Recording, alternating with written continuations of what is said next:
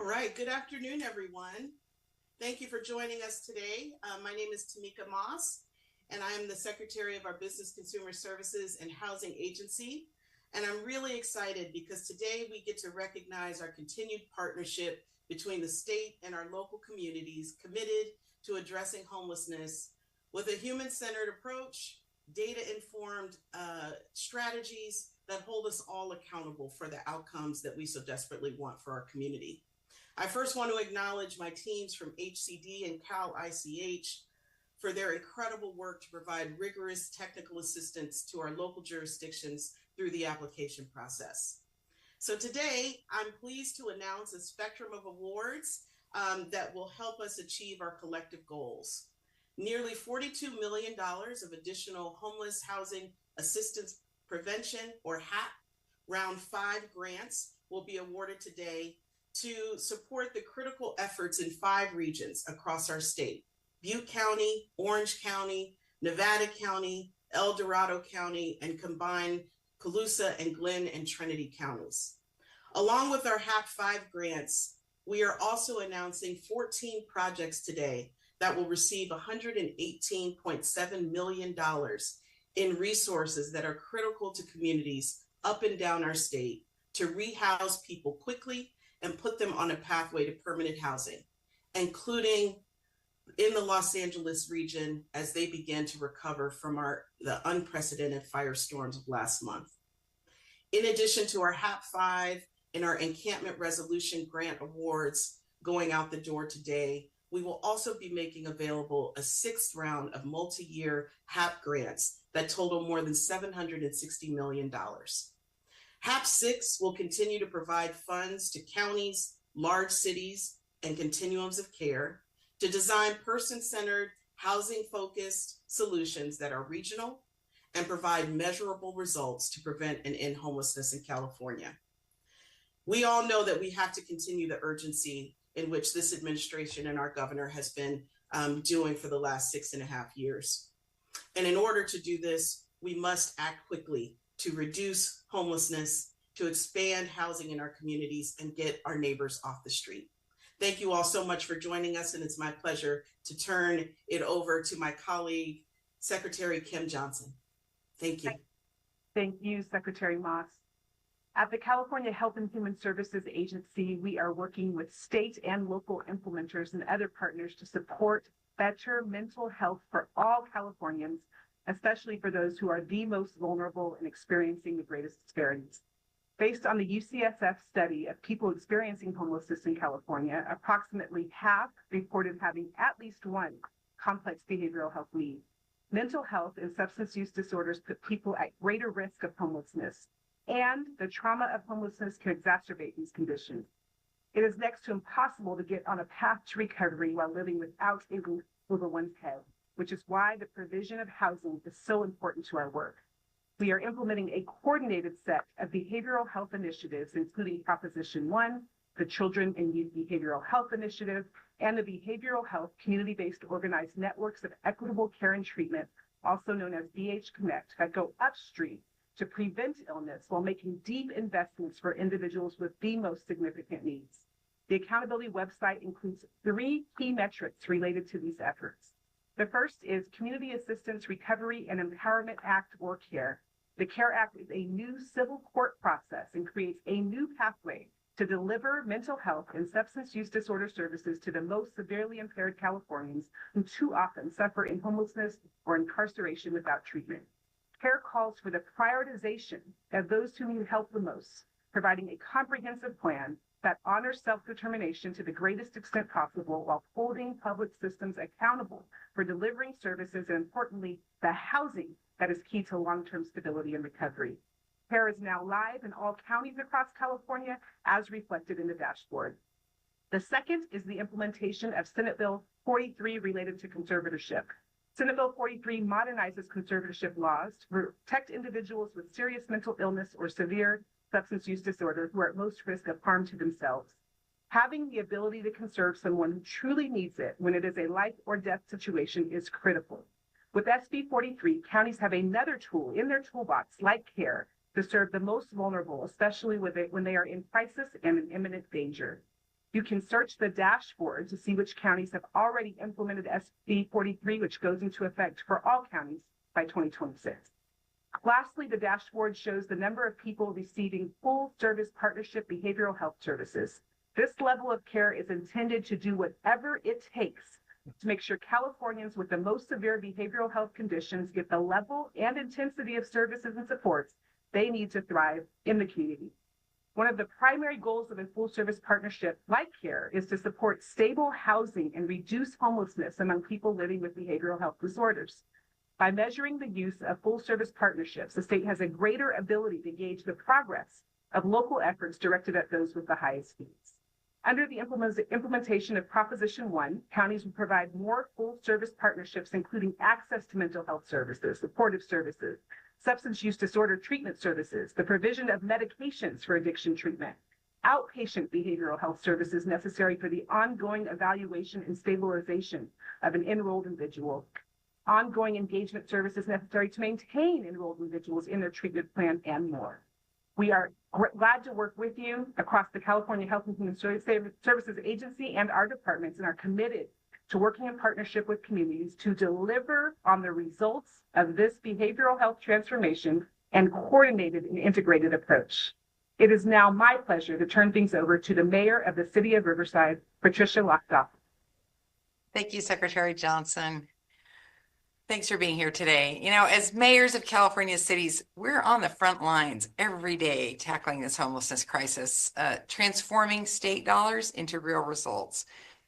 You know, as of last summer, the 13 largest cities in California used their HAP funding to stand up almost 16,000 shelter beds, serve 150,000 people, and place over 42,000 Californians into temporary or permanent housing. And we're not done. And today I'm here and I'm so pleased to announce that in the city of Riverside, we have ended youth homelessness. We've reached functional zero for this population, and we're seeing more exits than entries. And with HAP funding, we're now extending that collaborative model to our neighboring cities. In Riverside, we've been hyper-focused on those most at risk of becoming homeless, so we can intervene to prevent a worsening situation. And that's young people. And we found that when young people experience homelessness, they face a 5-fold risk of chronic instability as adults. And therein lies the opportunity to make an impact. So in my 2023 State of the City address, I launched the Mayor's Challenge to end youth homelessness with a very clear mandate. And under the leadership of our Housing and Human Services Director, Michelle Davis, the city convened key partners and together developed a coordinated entry system and identified 57 young individuals on our community queue. We then built our response as a continuum of care, addressing immediate needs and paving the way for lasting solutions using a 3-pronged approach. Number 1, establishing immediate relief. Through our nonprofit partners, we've expanded our shelter bed capacity, ensuring quick refuge. Number 2, providing pathways to stability. Case managers through one of our local nonprofits guide youth through the rapid rehousing program, promoting self-sufficiency. And 3, building permanent solutions. The city's housing authority, in conjunction with our community partners, delivered a breakthrough with the Aspire, a 33-unit permanent supportive housing community completed just last month. Here, 33 formerly homeless youth now enjoy the dual benefits of stable housing and access to employment and educational services, courtesy of our partners at Riverside County Workforce Development and Riverside Community College. This initiative really exemplifies the power of collaborating with multiple partners to harness all the tools in the toolbox and build long-term success. And the work continues. Our biweekly case conferencing with 18 partners has cemented a shared commitment to challenge and improve the status quo. We're not merely providing a service, we're shifting perspectives and proving that when smart, united community identifies and addresses its most painful inconsistencies, transformation is inevitable. So with that good news, I want to turn it over to our great partner in this fight, our Governor Gavin Newsom, who's here with an exciting announcement. Governor. I appreciate it. Thank you, Madam Mayor. Thank you on behalf of all the Big 13 mayors. Thank you for your stewardship and leadership, taking over the reins as president of the organization. We just had a very, I thought, honest, forthright, spirited meeting just a week or two ago, talking about the good work that you're doing, many mayors all across the state of California, and the imperative and importance that we continue this partnership, but with the kind of expectations that need to be set going forward in terms of accountability and driving that accountability along the lines of what you're doing. I know locally, we expect to see that being done all across the state of California. Let me just first sort of back up a little into what Secretary Moss presented, a little bit about what Secretary Johnson presented, which was laying out, for the purpose of today's announcement, some of the specific announcements. And then I want to back in to a new accountability website that we're putting out today and previewing. We're focusing, again, specifically on the distribution of additional funds. Remember, $1 billion we've made as a commitment to cities and counties and COCs, local government, to specifically address the issue of encampments. This is additional money on top of resources that are provided under the HAP program, which I'll talk about in a moment. So today we're announcing $118.7 million for encampment resolution funds. This is a process, a very prescriptive process, where we ask our grantees what the specific plan is, what the specific strategy is for removing and cleaning up encampments. That includes services. It includes addressing the underlying issues as it relates to the conduct of those and the needs of those that are impacted by these encampment cleanups. So $118.7 million in these funds. Just to lay it out, you can see here the totality of these funds that go from more modest investments, though significant, again, unprecedented in the state's history in places like Fillmore and Lake County, to rather significant, speaking of unprecedented commitments, in LA, specific to the 110 freeway. $45 million specifically to clean up encampments along the 110 freeway. We've been focused as well in Los Angeles a lot on what's happening around the LA River. You can see specific commitment to cleaning up encampments along the river, $4+ million in that space. So cities and counties, large and small, COCs, the Merced City and County, COC specifically, Redwood City, Modesto, Visalia, Long Beach, all up and down the state of California. This gets the total grants to $855 million. This 118.7 gets about $855 million. This has proven to be one of the more successful programs in the state, and I want to applaud all the grantees, all the cities and counties for submitting their proposals, for putting together specific, detailed plans. So these dollars aren't just about cleaning up encampments. Again, they're called encampment resolution grants. It's about resolving the underlying issues that led to the encampment in the first place. Speaking of accountability and speaking of additional funding sources, we have remaining funds from a previous distribution of $1 billion related to our HAP program. This is our program that provides broad discretion, though more on that in a moment. We're going to limit some of that discretion, but in the past, broad discretion for cities, counties, and COCs. A few years ago, we started tightening up that distribution of funds. As a consequence, in the last round of funding, there was a remaining $42 million that was not distributed.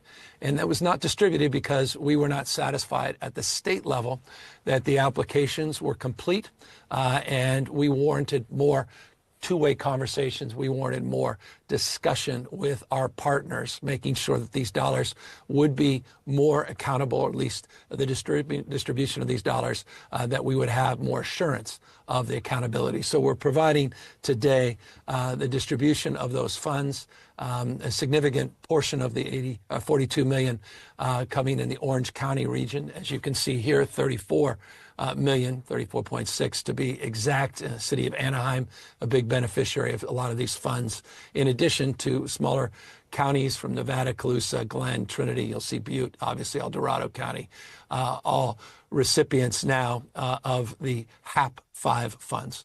But the big announcement today is the $760 million in the new round 6 funds.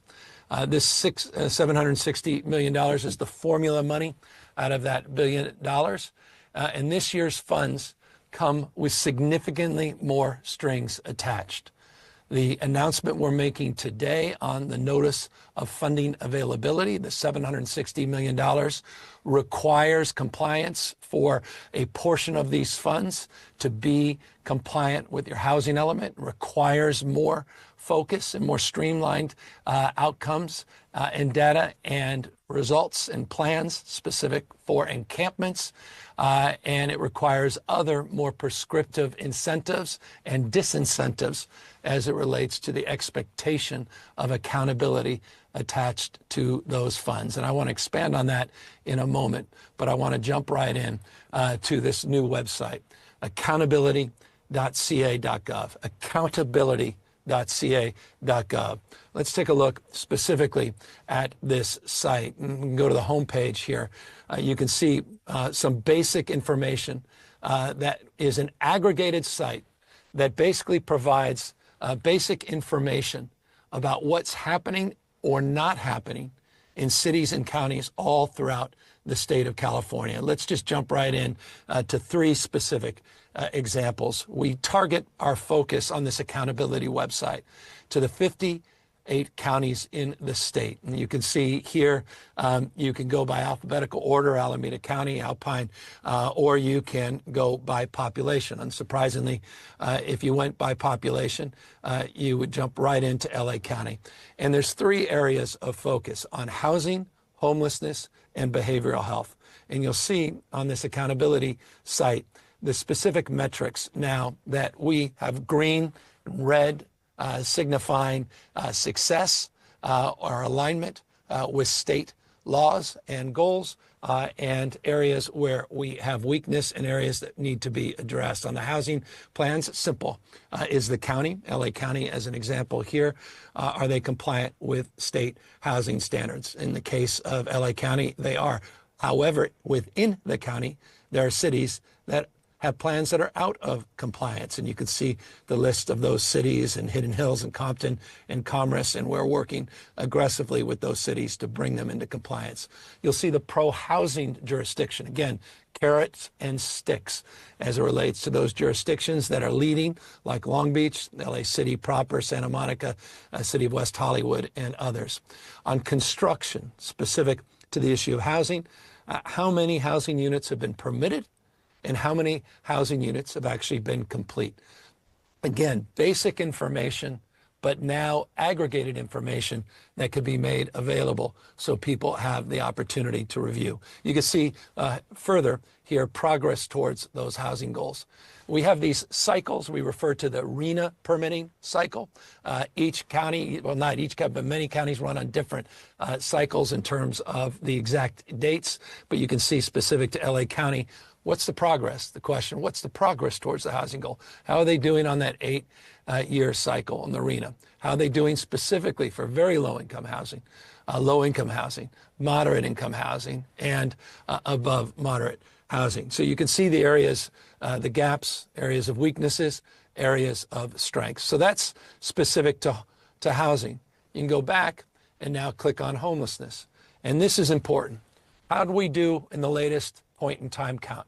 How did the cities, how did the counties do as it relates to a number of shelter beds? How did they do with unsheltered versus total number of people that are experiencing homelessness? You can see here progress, the green representing progress in LA County, a decline in unsheltered population of 5.3%. They saw an increase in the total number of beds last year of 7.6%. And the number of people experiencing homelessness overall declined. Again, the focus of a lot of our efforts on the unsheltered population, you saw even more progress. As it relates to the homeless housing and prevention dollars, the HAP funding that we are announcing today, the $760 million, specifically as it relates to their awards over the last many years. You can see the dollar figures to the specific, to specifically the county, not the city in this case, to the county, how much was obligated to the right there, how much was actually spent. A baseline question that all of us should have access to in an easy and understandable platform like this. How many people have been housed? How many people have been connected to services? And again, on encampments, specifically, how do we do on encampments? What has been obligated, what has been spent? It's the question I ask as governor. It's a question all of us should ask as taxpayers. If you've got money, are you spending that money? Is that money being wisely spent? What are the outcomes? How many people housed? How many people connected? I'll go back here and go back to other counties just to be fair.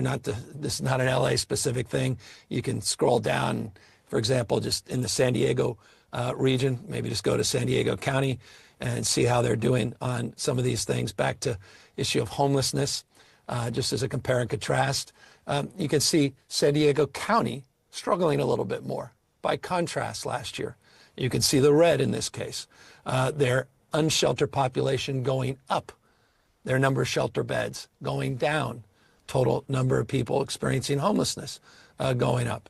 Again, gaps as it relates to money the state has provided and money that has been spent. Number of people housed, again, familiar information. So this is, again, every county has this tracking. Every county has this platform and this site, and that includes the three-legged stool. Go to behavioral health. As the secretary was saying, you can see now on this behavioral health site, Care Court. Did you implement Care Court? Now, of course, everyone has a responsibility to implement it, but we're going to call out outliers. Have you gone forward and moved forward on your SB 43, on your conservatorship? You don't have to wait till January 2026. That's the legal obligation under the conservatorship reform. But to their credit, San Diego County is moving forward on conservatorship reform. And how are they doing as it relates to what Secretary Johnson referenced, this sort of, smash mouth full service partnership for those with complex needs, those that need more intensive services, those that we would describe as the most challenging as it relates to those struggling with mental health, substance abuse, broadly speaking, behavioral health issues, how many people are actually being served. And so that's a top line, go back to the homepage here of this new accountability website. Again, it's the first time the state has populated a site like this. It will allow people, the local level, those that are representing the people within their cities and counties, as well as those that they represent, to hold all of us to a higher level of accountability and a higher level of expectation.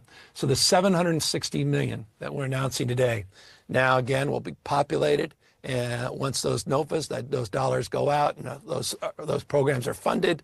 There's a cap and resolution grants. They'll be populated on this site.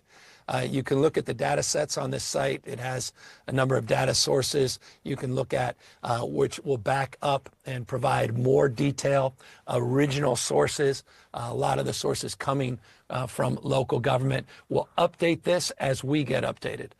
So this will be populated and repopulated with new data sets. Thousands of data has come in to provide for the information that we have highlighted here today. And as we get more feedback, as we roll this out today, and we get more feedback from the public, feedback from our partners, we'll populate this with even more additional information. So across the spectrum, more focused now than ever on accountability, maintaining unprecedented investments, targeting those investments to really focus now on unsheltered homeless, to focus on what's happening on the streets and sidewalks and encampments. And it's a long-winded preview.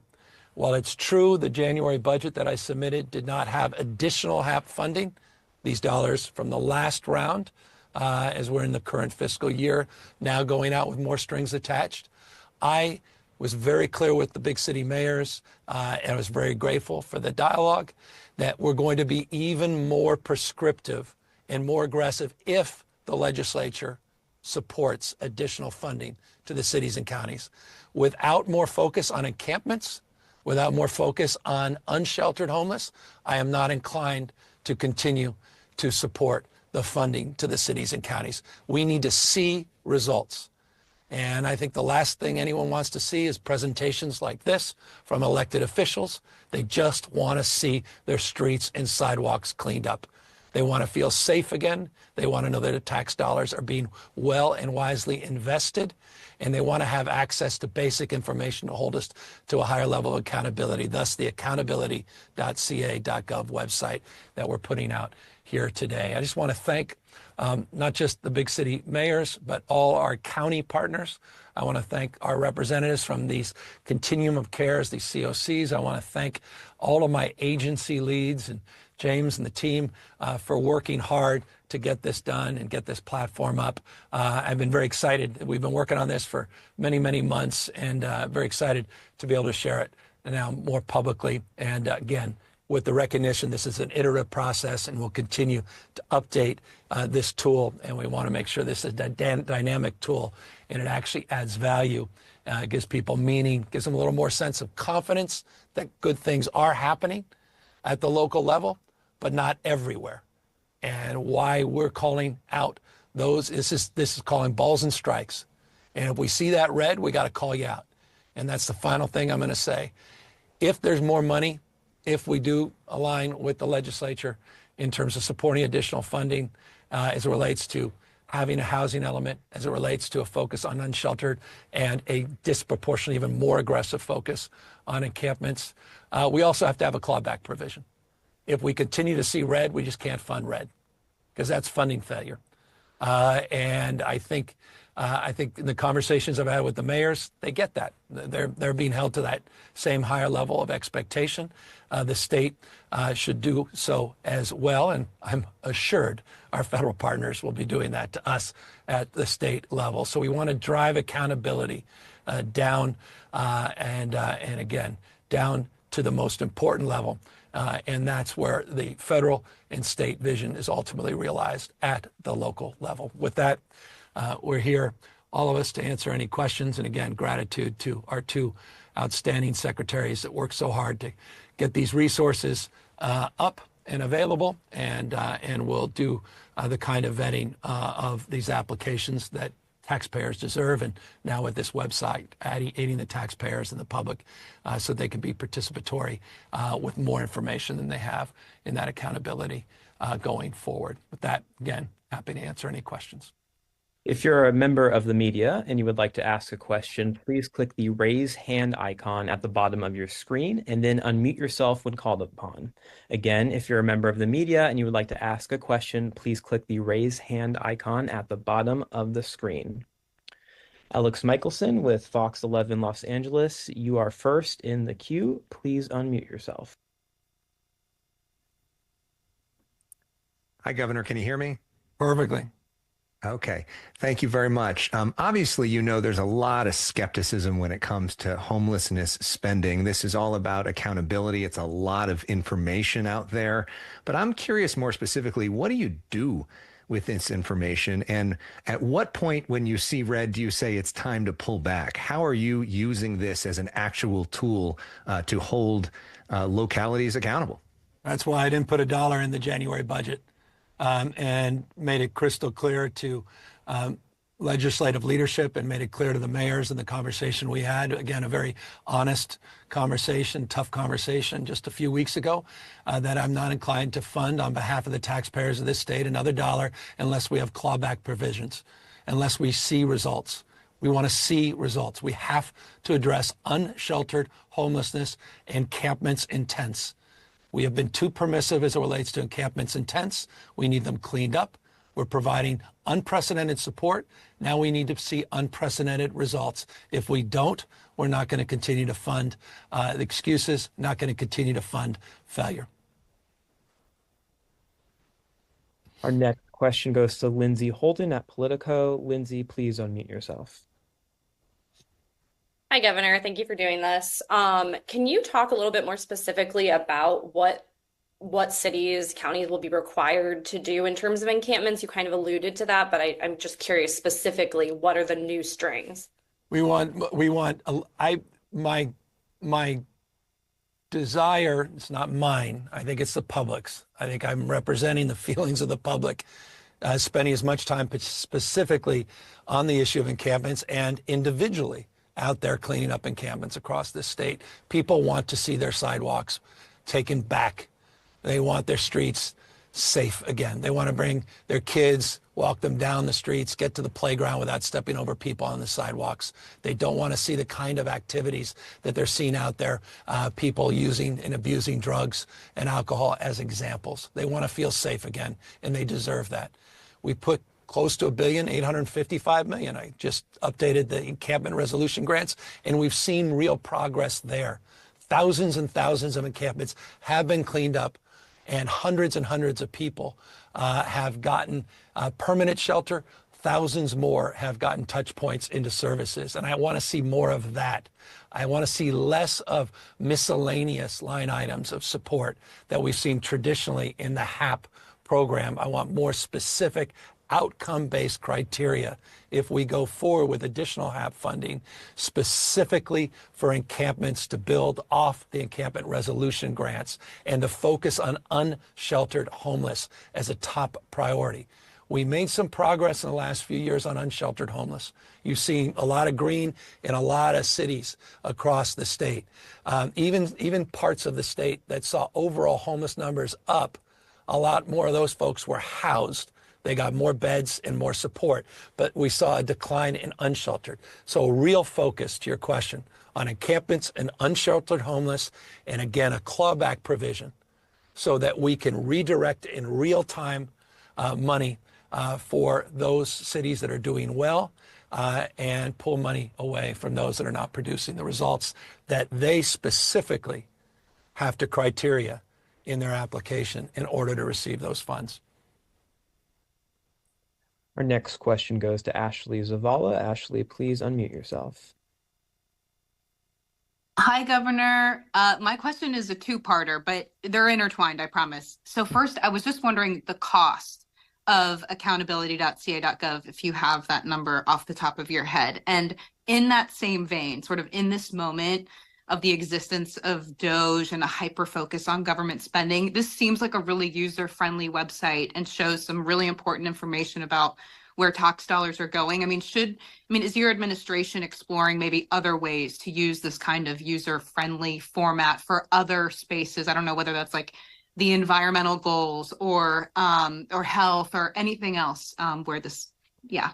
Well, sincerely, I appreciate that question because the answer is yes, and it allows me to sort of mine the question a little bit more. The reason it's accountability, not homeless housing and behavioral health accountability, is exactly that.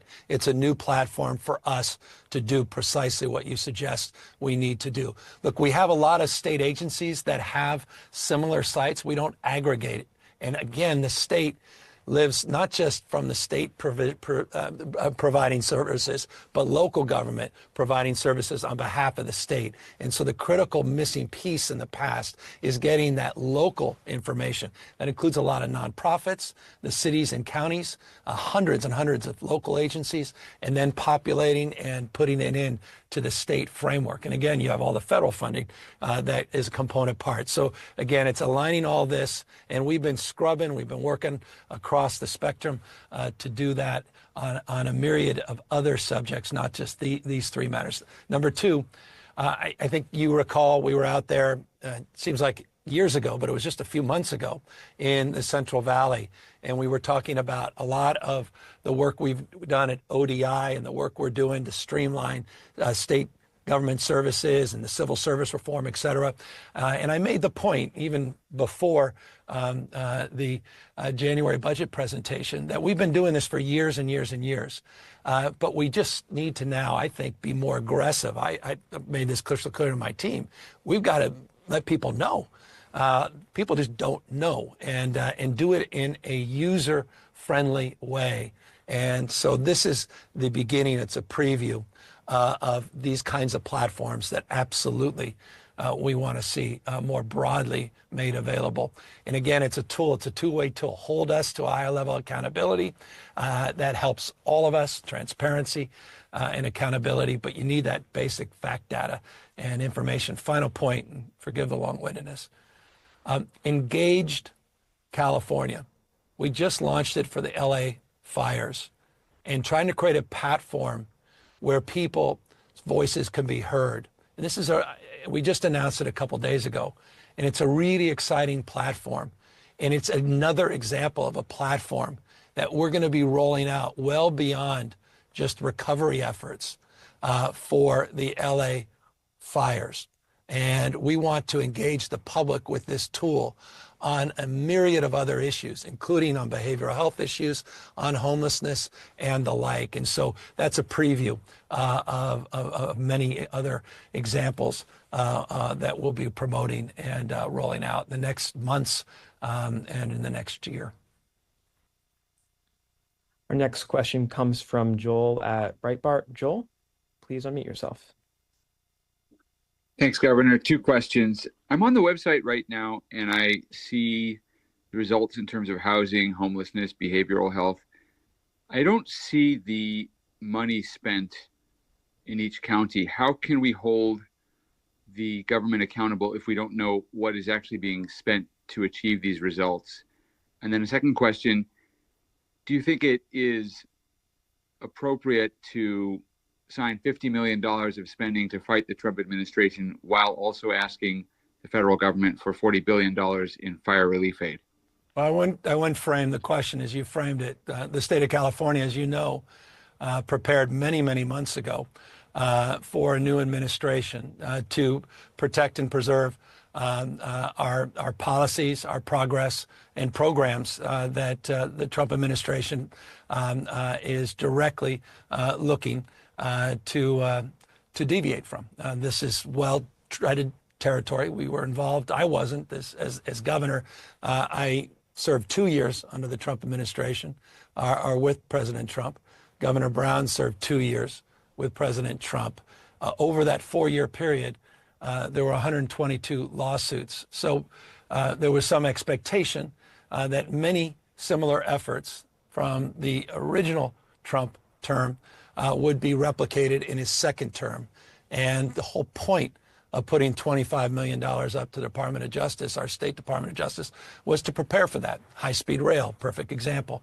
And in so many ways, we were prescient in that respect in terms of putting those funds up in anticipation of the efforts happening in the second Trump administration that happened in the first Trump administration. As it relates to the additional $25 million, that is not specific to Trump. It's about protecting people's rights. It's about getting people to get the kind of private support they need from nonprofits and other local organizations to address their anxieties and fears. And that was done in council and partnership with the legislature. Now, on the specific issue of money spent, money obligated, you'll look on that site. It does reference the money spent, money obligated. But I also made a point earlier.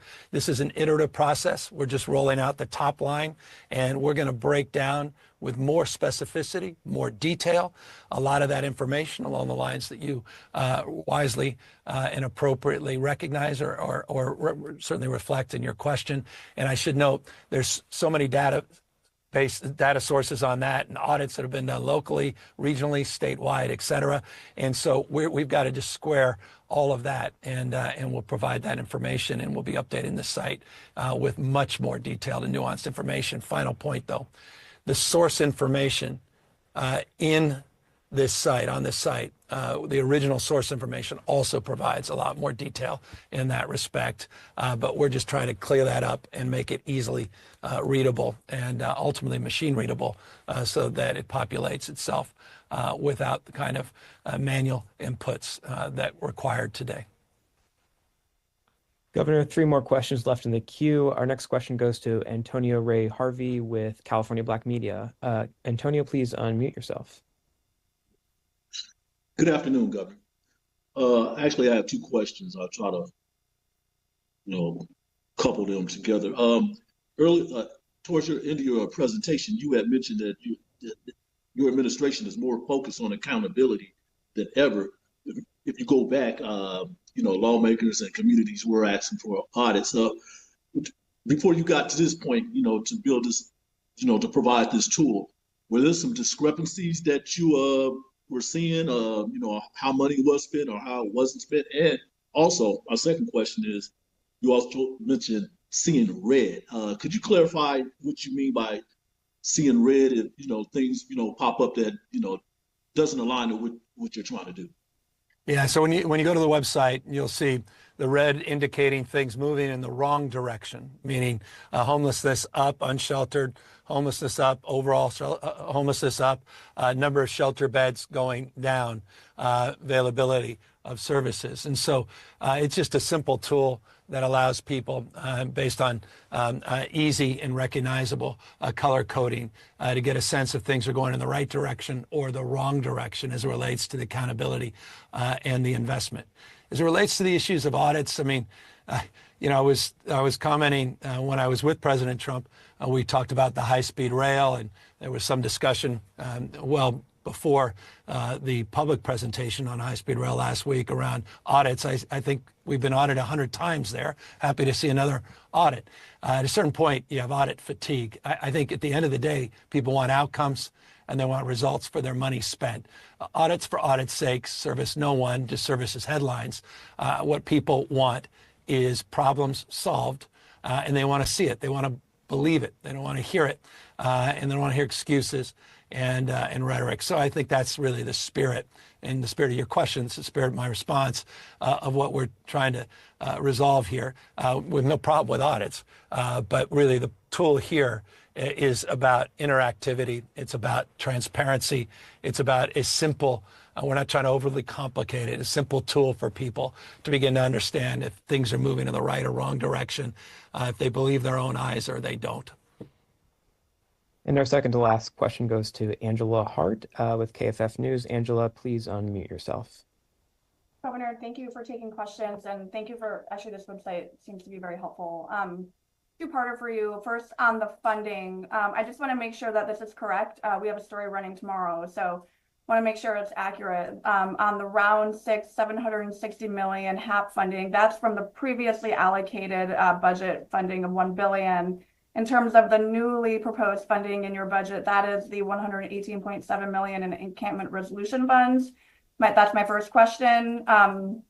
You also showed a slide pointedly from the progress Los Angeles County has made in reducing homelessness. Kind of a remarkable progress, actually, given even a smaller increase in unsheltered in the state and an 18% increase nationwide.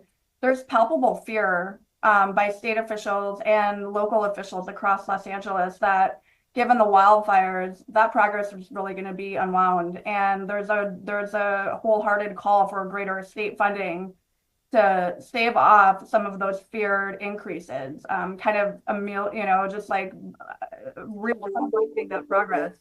So what say you to those officials who say in order to preserve the important progress, meaningful progress that LA has made, state really needs to pony up here on more state funding?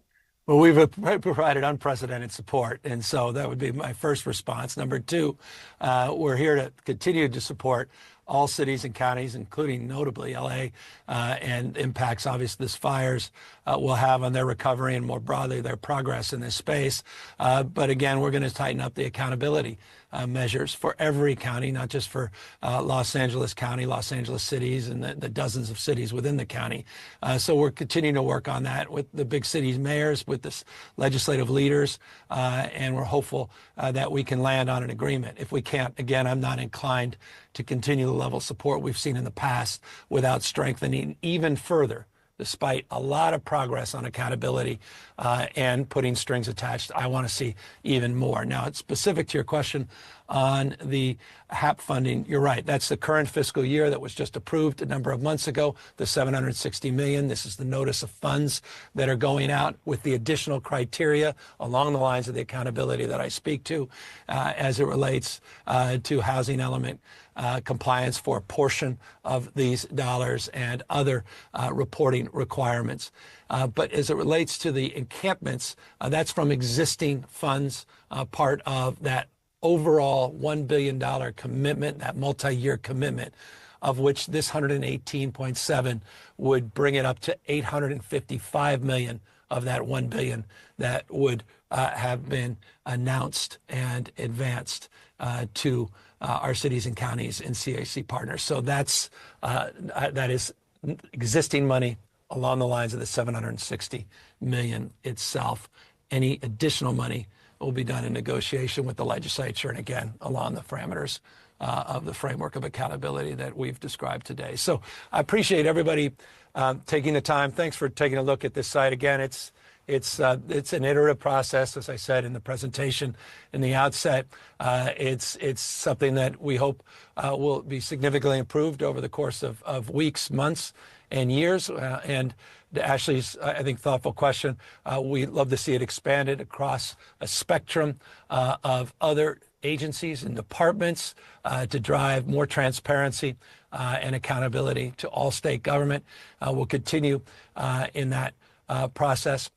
We will be announcing over the course, as I said, of the next few months, some of the additional work that's already being worked upon, and we'll socialize that, and we'll get these sites up. And then with the Engaged Democracy platform, this engaged.ca platform, where we're really looking to get all of those that have been impacted by the fires in the Eaton burn scar and obviously the Palisades burn scar, to have a safe platform where everybody's voice will be heard, where people can talk more specifically about their concerns and their aspirations as it relates to bending the cost curve for rebuilding, addressing strategies on design, ingress and egress as it relates to emergency strategies and planning, guaranteeing that we're undergrounding our utilities and making sure that we're doing that work on all the horizontal work and aligning it in concert with other state agencies and federal agencies, and making sure we're streamlining the short-term debris removal as we move from phase 1 in the hazardous debris removal now into the formal phase 2 process. Again, it's been concurrent, but now almost exclusively into that phase 2 progress. Again, all of this and all of what we're announcing here today is about creating two-way conversations and about engaging more people in more ways, more days with their government, and holding us to a higher level of accountability and responsiveness in return to the tax dollars that we're distributing. Thank you all very much.